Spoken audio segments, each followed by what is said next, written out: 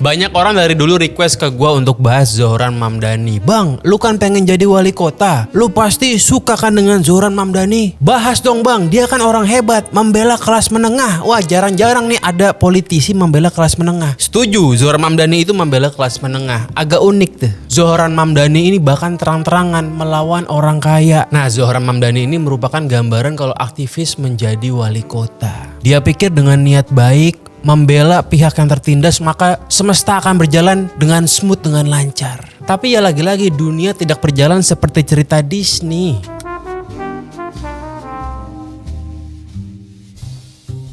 Gue sih pribadi kagum dengan Zohran Mamdani. Dia punya gaya politik yang berbeda. Cuman ya gue gak bilang bahwa dia ini merupakan wali kota yang luar biasa. Karena menurut gue dia sedikit naif gitu loh. Kita ngomongin contoh salah satu program dia, Free Buses. Pertanyaannya kan begini, gimana caranya kita bisa bikin di New York bis gratis? Padahal bis New York sekarang TJ mereka namanya MTA tuh. Dengan kondisi sekarang bisnya busuk aja, itu udah berdarah-darah keuangannya. Gimana caranya? Pengen dibikin bagus tapi gratis, kan gak masuk akal. Terlalu ngedongeng. Padahal kalau dibikin berbayar pun asal bagus, pasti orang New York mau pakai, pasti. Ya kalau kita orang waras, kita pasti akan pengen benerin bisnya, tapi dengan harga yang fair lah. Nah sekarang akhirnya apa? Sampai sudah 6 bulan Zohran menjabat, itu free busesnya masih diangan-angan. Karena emang gak bakal bisa, duitnya gak ada, tekor. Dan Zohran juga punya ide bikin grocery stores punya Pemkot. Zohran ini pernah bilang bahwa grocery stores yang ada di New York sekarang itu terlalu kapitalis. Mereka untungnya banyak, harga jual mahal, tapi gaji pegawainya tuh bener-bener standar banget. Gak fair kata Zohran. Makanya dia pengen bikin koperasi desa merah putihnya sendiri, ibarat kata begitu. Dia pengen bikin grocery stores punya Pemkot. Ya dia bilang sih, ini kita yang modalin, Pemkot modalin, tapi yang ngerunningnya orang swasta biar efisien. Tapi gak bakal bisa. Gimana caranya lu nyuruh swasta sekalipun nih ya buat ngerunning sebuah grocery stores kalau mereka tidak punya sistem yang efisien seperti katakan Walmart gitu. Gak mungkin bisa ngalahin. Ujung-ujungnya pasti gak akan efisien. Grocery stores punya New York nanti pasti di awal-awal bisa survive. Bisa, kenapa? Karena harganya itu kan harga murah, harga subsidian. Bisa pasti survive. Dia rencana pengen bikin 5 katanya. Awal-awal pasti laku dan berjalan lancar. Yes, itu pasti akan terjadi, tetapi nih lama-lama itu akan menjadi kanker. Karena dengan dia memberikan harga subsidi, dia membuat kompetisi grocery stores di New York tidak akan fair. Ujung-ujungnya apa? Ujung-ujungnya akan mematikan persaingan dengan grocery stores yang lokal-lokal. Nanti saat grocery stores yang lokal-lokal udah nggak bisa bersaing karena harganya nggak masuk, nah ini malah buruk. Ujung-ujungnya nanti nih saat Pemkot udah nggak kuat subsidi grocery stores buatan mereka sendiri, dan ujung-ujungnya mereka gulung tikar, yang nyisa tinggal mogul-mogul doang. Ujung-ujungnya dimonopoli tuh grocery stores di New York. Oh, kalau grocery store sisa mogul-mogul doang, itu harga kebutuhan sehari-hari yang sekarang udah mahal malah makin mahal. Ya kita itu kalau bikin kebijakan yang pengen sosialis di segala lini udah pasti bakalan ambruk. Yang namanya kebijakan sosialis bukan yang gak boleh, tapi harus selected. Jangan cuma ngejar populer doang. Contoh nih kebijakan sosialis MBG di Indonesia. Bagus gak? Ya niatnya baik, gue yakin Prabowo mah niatnya tulus, baik. Tapi dia menghancurkan ekosistem kantin sekolah yang udah berjalan puluhan tahun. Akan berakhir baik apa buruk? Ya akan berakhir menjadi nightmare nanti pasti. Zohran ini dulunya merupakan seorang aktivis. Dia semacam legislatif ya, kurang lebihnya begitulah. Dia aktif nih membela kaum menengah sejak dulu, aktif banget. Dia itu khasnya adalah membela orang-orang yang gak kuat bayar sewa kontrakan di New York. Dari dulu emang aktivis, mantep. Tapi ya mungkin seharusnya stop di situ aja. Karena memang dunia legislatif yang kerjaannya mengadvokasi itu berbeda dengan kerjaan eksekutif. Ini dunia yang sangat berbeda gitu loh. Saat kita mengadvokasi, kita bisa dengan modal berapi-api dan niat baik. Tapi saat kita yang eksekutor, itu beda cerita, bung. You gak bisa main janjiin UMR naik terus-terusan. Gak bisa amsyong. Contoh seperti kemarin Prabowo menjanjikan bahwa aplikator ojol nggak boleh ngambil fee lebih dari 10%. Dia pengen dan antara masuk tuh beli sahamnya ojol-ojol semua. Nggak bisa. Kebijakan yang terlalu sosialis populis begitu ujung-ujungnya lagi-lagi akan berakhir menjadi nightmare. Karena dunia ini bukan Disney. Kita itu nggak bisa menjadi super idealis, maunya mentok sosialis, maunya mentok kapitalis. Nggak bisa. Kita itu lebih baik menjadi agnostik. Bukan agnostik soal ketuhanan, bukan. Tapi agnostik soal ideologi. Persetan dengan kapitalisme, persetan dengan sosialisme nggak penting. Kita kayak idola kita Paman Teng Xiaoping, bodoh amat, dia nggak peduli tuh mau komunis kapitalis, asal tuh perut pada kenyang ya dijalankan kebijakannya. Itu Paman Teng Xiaoping. Saat kita memilih pemimpin yang terang-terangan bangga menjadi sosialis seperti Zohran Mamdani, sudah pasti pajak bakal naik. Oke, di awal akan bilangnya we are gonna tax the rich. Itu awalnya, tapi ujung-ujungnya semua akan kena. Pasti. Bang, kata siapa free buses itu mustahil? Di Luxembourg itu bisnya pada gratis. Ya jangan disamain. Luxembourg yang naik bisnya paling ratusan ribu orang. Lah di New York beda, di Jakarta beda. Transjakarta sama MTA-nya New York nggak bisa dibikin kayak begitu. Lagi-lagi ya gue harus mengambil contoh kebijakannya Transjakarta. Transjakarta di era lampau sama di era Jaklingko dulu tuh. Mereka itu saat ingin merevolusi transportasi umum, mereka nggak ngegebah-gebah para pengusaha yang udah ada di ekosistem. Enggak. Kopaja, Metro Mini nggak diusir tapi dirangkul. Jangan kayak MBG, kantin sekolah diusir, jangan. Harusnya dirangkul. Begitupun dengan saat merevolusi Mikrotrans, itu dirangkul semua.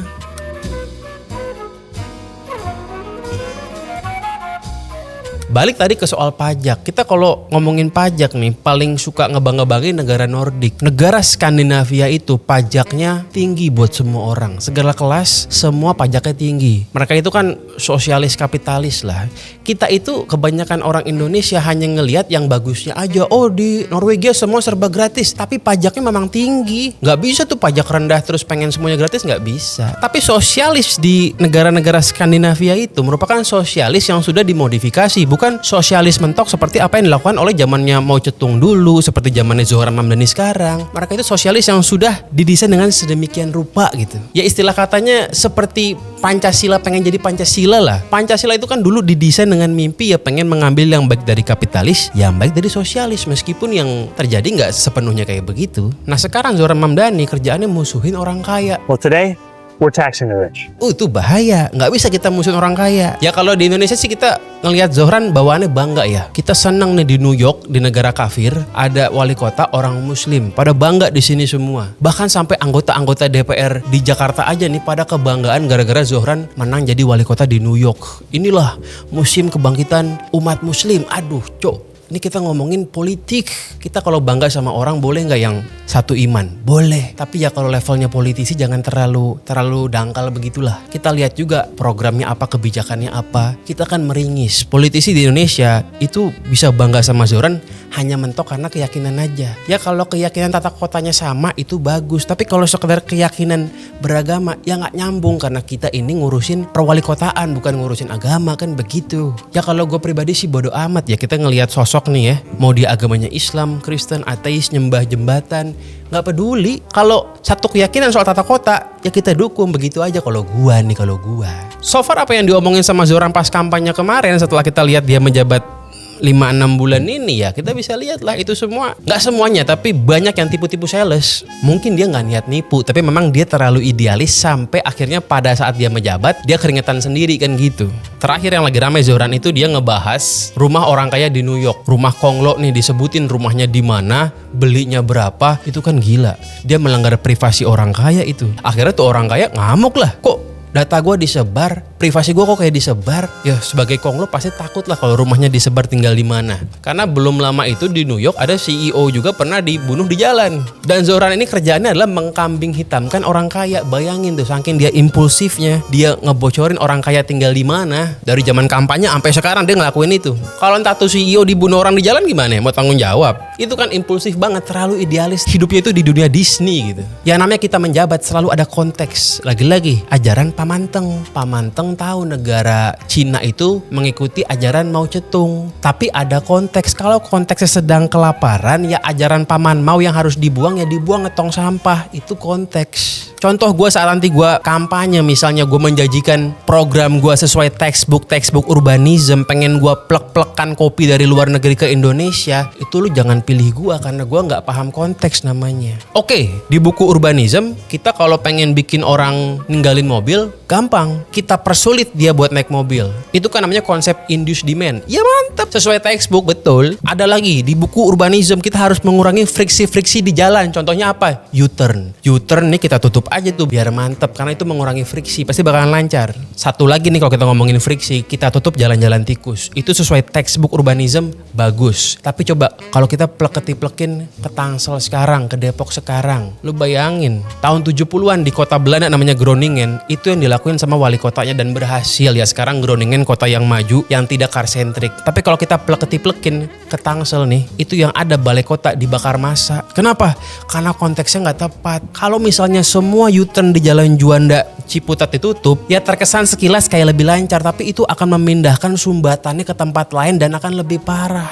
Jalan tikus semua bakal ditutup. Wah, Kelihatannya emang enak, kelihatannya emang menurunkan polusi sedikit di kampung-kampung, tapi di jalan utama akan makin parah. Apalagi kita persulit nih akses orang buat bawa mobil langsung. Waduh, lagi-lagi dibakar massa, mati nggak bisa. Bahkan di level Groningen tahun 70-an aja itu 3 tahun pertama wali kotanya dimusuhin. Ya tapi nggak sampai dibakar massa. Tapi kalau di Indonesia itu bisa lebih gila lagi karena kasus kita lebih kompleks. Konteksnya Groningen itu populasinya cuma ratusan ribu. Tapi kalau di kota Jabodetabek macam Depok, macam Tangsel, Tangkot sama Bekasi itu kan populasinya jutaan. Jadi memang karena konteks kita nggak bisa pleketi-plekin semua hal.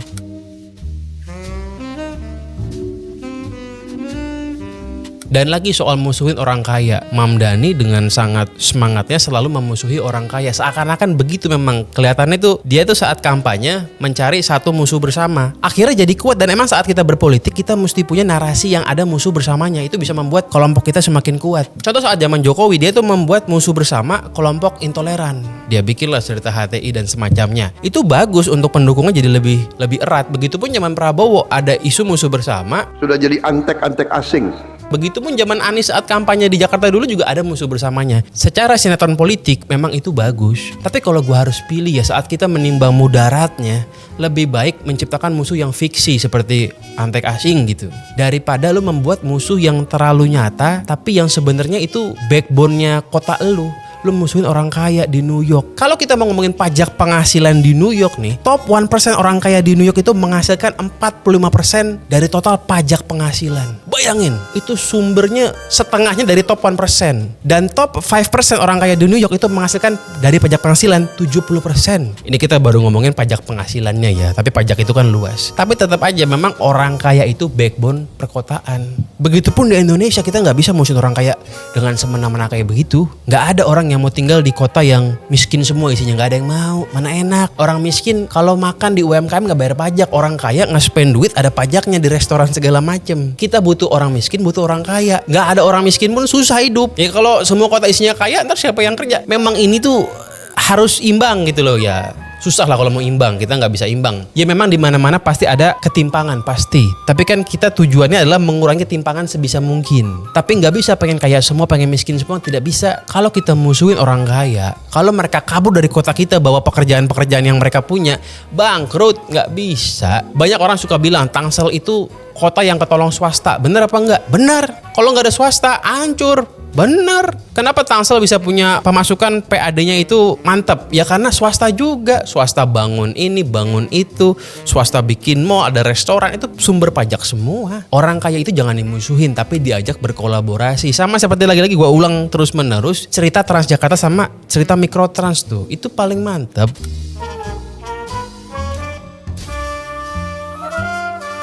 Orang kaya memang kecenderungannya tamak. Ya nggak apa-apa, nggak usah dimusuhin. Kita ajak berkolaborasi dengan tujuan makin menguntungkan dia, tapi kita selipin juga kebutuhan kota kita, kan begitu. Jangan bikin mereka rugi, jangan, mereka nggak bakal mau. Kita kalau ada kota, sebisa mungkin pengusaha pada masuk. Kita kasih karpet merah, kita kasih insentif. Misal kalau di kota Indonesia konteksnya ya, kasihlah diskon PBB. Kita kasih tuh bonus-bonus koefisien bangunan. Silakan bikin setinggi mungkin asal bukan residensial gitu misalnya. Saat misal ada developer mau masuk ke kota kita welcome, kita kasih izin yang cepat, tapi jangan melanggar hukum. Kalau melanggar hukum, kita melanggar aturan, nanti repotnya di belakang. Tapi kalau tidak melanggar aturan, kita kasih yang ekspres, tapi kita atur, kita selipin sedikit. Contoh, salah satu cara buat ngurangin macet adalah membuat orang kerjanya itu di kota sendiri. Jadi kalau misalnya ada developer nih, misalnya BSD mau bikin di Tangsel, ya saat mereka punya rencana misalnya berapa juta rumah, coba kita negosiasi sedikit. Pak, jangan bikin rumah semua, kita tambahin gimana kalau ada office building, biar nanti yang kerja nggak semua ke Jakarta, kan begitu. Dan itu kan yang terjadi di Kabupaten Tangerang. Di Kabupaten Tangerang itu BSD bikin sedikit banyak ada office building. Gue nggak tahu penuh apa enggak sih, tapi ada office buildingnya. Harapannya kan orang-orang dari Tenjo Tiga Raksa banyak yang kerja di BSD aja deh, nggak usah ke Jakarta. Harapannya begitu. Nggak tahu sih hasilnya gimana, tapi harapannya kan begitu. Cuman yang disayangkan yang gue lihat, kebanyakan office building yang ada itu di kabupaten bukan di kota Tangselnya. Apakah terlambat dulu nggak dipikirin apa gimana kan gitu. Ya sekarang kan jadi urusannya susah. Semua orang Tangsel itu residensial dan mereka perginya ke Jakarta, macet, susah. Kita kasih bonus lagi nih misalnya, pokoknya kalau lo bikin office building kita pastikan ada transum eksklusif buat lo. Itu bantu orang kaya nggak apa-apa. Jangan dimusuhin orang kaya. Rugi lo musuhin orang kaya. Ya pasti kalian yang nonton nih ada yang berpikir kok beragama belain Konglo ya. Kok kapitalis banget ya lah. Bukan begitu. Cara kita belain kelas menengah itu bukan dengan cara bohongin mereka pas kampanye. Jangan begitu. Ya kita bisa bohong sih pas kampanye. Wah, fuck orang kaya, fuck orang miskin, hidup kelas menengah. Tapi lagi-lagi ini bukan Disney, bos. Kita nggak bisa pakai narasi play victim terus sama konglomerat. Ya emang gurih sih, tapi nggak gitu cara mainnya. Zohran Mamdani itu sangat menggunakan gimmick-gimmick Robin Hood. Dan akhirnya memang berhasil. Tapi sekarang nyamili dia banyak yang sedikit nyesel juga. Ya kenapa? Karena cerita-cerita Robin Hood, cerita-cerita inklusivitas bullshit woke-woke itu hanya manis saat kampanye kan begitu. Gue bukannya anti gimmick ya, enggak. Gue pasti punya gimmick juga nanti. Karena begini, yang namanya pemilih itu irasional. Memilih itu kecenderungan yang lebih karena faktor-faktor yang irasional dibandingkan yang rasional. So kalau lu mau menang, you harus punya gimmick. Yes, tapi garamnya kita atur, jangan kebanyakan.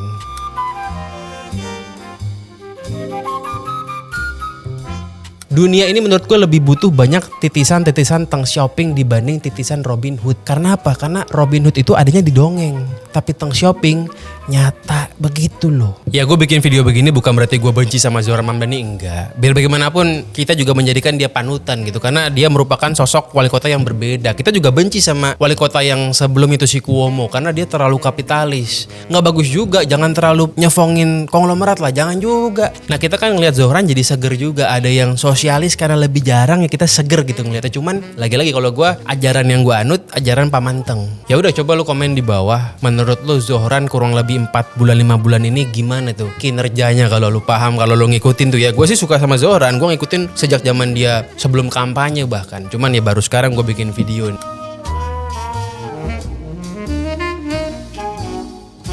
Oh ya kalau lo minat sama merchnya channel ini, gue baru bikin nih, baru gue tweak sedikit baju gue.